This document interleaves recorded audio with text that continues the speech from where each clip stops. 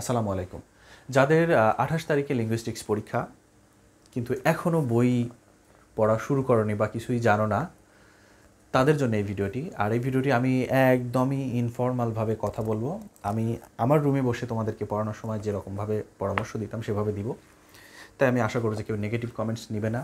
যারা আমাকে জাস্ট বিশ্বাস করো আমার স্টুডেন্ট হিসাবে, তারা এই ভিডিওটি ফলো করবে যদি তোমার প্রস্তুতি লিঙ্গুইস্টিক্সের উপরে একদমই না থাকে।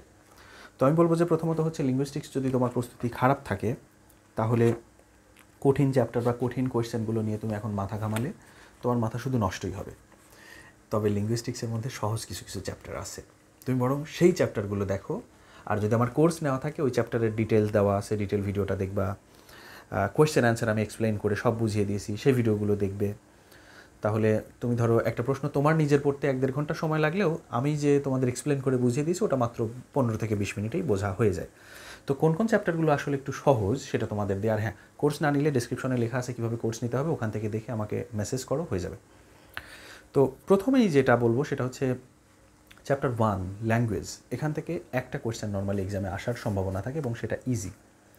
আমার সাজেশন ইউটিউবে পাবলিকলি আপলোড করা আছে, সেখানে একটু দেখে নিবে। আমি এই ভিডিওর ডেসক্রিপশনে লিঙ্কও দিয়ে দেওয়ার চেষ্টা করব।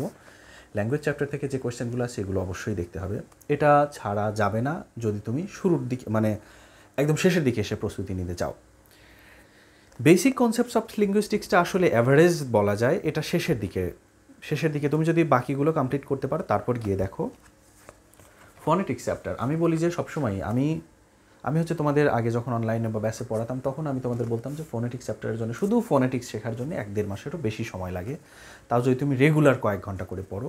তাই যেহেতু তুমি একদম শেষের দিকে প্রস্তুতি নিতে আসছো, তোমার ফোনেটিক্স এই শব্দটা উচ্চারণ করলে তোমার পাপ হবে, ঠিক আছে? এটা পসিবল না। আমরা কয়েক মাস ধরে সারাদিন রাত স্যারের কাছে বসে বসে জ্ঞান করে অনেক মনে করো যে শুনে শুনে পড়ে পড়ে ফোনেটিক্সটা আয়ত্ত করেছিলাম।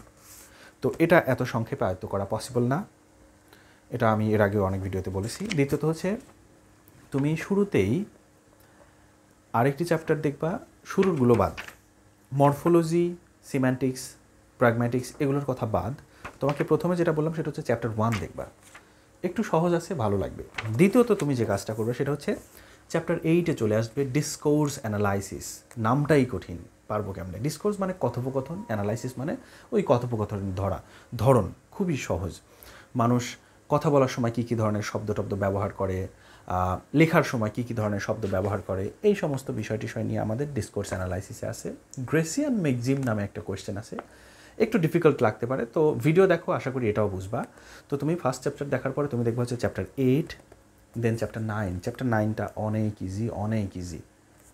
দেন হচ্ছে চ্যাপ্টার 10টা দেখবা। চ্যাপ্টার 10 থেকেও আমি 1-2 করে কোয়েশ্চেন দিয়েছি, এইগুলো থেকে কোয়েশ্চেন কমন করো। অর্থাৎ তোমার হচ্ছে ধরো সংক্ষেপে পাশ করার জন্য, এভাবে কিন্তু খুব ভালো রেজাল্ট করতে পারবে না এতগুলো চ্যাপ্টার বাদ দিলে, একটা পাশ করা মতো রেজাল্ট হবে। তাহলে আবার বলি, চ্যাপ্টার 1, চ্যাপ্টার 8, চ্যাপ্টার 9, চ্যাপ্টার নামগুলো বলে দিই, আমার বইয়ের সাথে আবার তোমাদের বইয়ের চ্যাপ্টার নাও মিলতে পারে।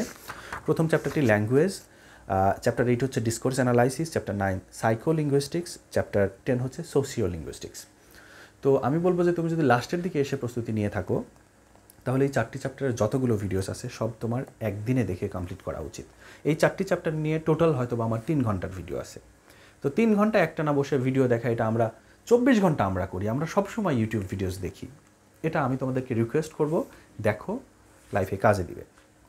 এরপরে তুমি যেটা করবা সেটা হচ্ছে সিনট্যাক্সটা নিয়ে এখন একটু পড়তে পারো। সিনট্যাক্সটা হচ্ছে মূলত সেন্টেন্সের স্ট্রাকচার নিয়ে, এই প্রত্যেকটা চ্যাপ্টারের সামারি এক্সপ্লেইন, প্রত্যেকটা কোয়েশ্চেন নিয়ে আমি ডিটেইল বুঝিয়ে দিয়েছি কোর্সের মধ্যে। তো এই ভিডিওতে এই জন্য আমি বিস্তারিত বলবো না, আসলে বিস্তারিত এখন বলা যায় না। তাহলে যে চ্যাপ্টারগুলোর কথা বললাম, পঞ্চম চ্যাপ্টার শেষে গিয়ে সিনট্যাক্সটা দেখবে এবং তারপরে গিয়ে তুমি দেখতে পারো, তারপরে এই যে পরে কেন বলছি, তুমি আগে যদি 2টো সহজ চ্যাপ্টার দেখো তার মানে তোমার কি, তোমার অ্যাবিলিটি একটু বাড়লো। তুমি প্রথমেই কঠিন চ্যাপ্টার দেখলে তুমি পারবে না। আমাকে একটা স্টুডেন্ট জিজ্ঞেস করলো যে ভাইয়া কোত্থেকে শুরু করবো, তো বললাম যে চ্যাপ্টার 7 থেকে শুরু করো। সে আমাকে পাল্টা জিজ্ঞেস করে চ্যাপ্টার 7 কেন? ঠিক আছে, চ্যাপ্টার 7 কেন হচ্ছে, চ্যাপ্টার 7টা একটু সহজ। চ্যাপ্টার 1, চ্যাপ্টার 7, 8, 9, সরি 7 বলছি, 8 হবে। চ্যাপ্টার 1, চ্যাপ্টার 8, 9, 10 এবং হচ্ছে চ্যাপ্টার 2, এগুলো একটু সহজ। এইগুলোর কোয়েশ্চেন্সের উপরে তুমি প্রস্তুতি নিয়ে ফেলো, শর্ট কোয়েশ্চেন এবং ব্রড কোয়েশ্চেন সবগুলো। দেন কমপ্লিট করে ফেলার পরে তারপর তুমি সিনট্যাক্স নিয়ে দেখবে পঞ্চম চ্যাপ্টার। একই কথা আমি বারবার বলছি, এটা তোমাদের বিরক্ত লাগতে পারে। আমি বললাম তো এই ভিডিওতে আমি ধরো আমার মাথায় যা আসছে সেগুলো নিয়ে শুধু কথা বলছি। তো এইগুলো নিয়ে পড়লে ইনশাল্লাহ একটা পাস মার্কস আসবে আর কি। এই চ্যাপ্টারগুলো থেকে আমার সাজেশনস দেওয়া আছে, সেগুলো ফলো করতে পারো। আর কোর্স না নেওয়া থাকলে কোর্সটা নিয়ে নিবে, কারণ কোর্স ছাড়া তুমি নিজে পড়তে গেলে তোমার আরও বেশি সময় লাগবে, তুমি আরও কভার করতে পারবে না। তো ভালো থেকো, আল্লাহ হাফেজ।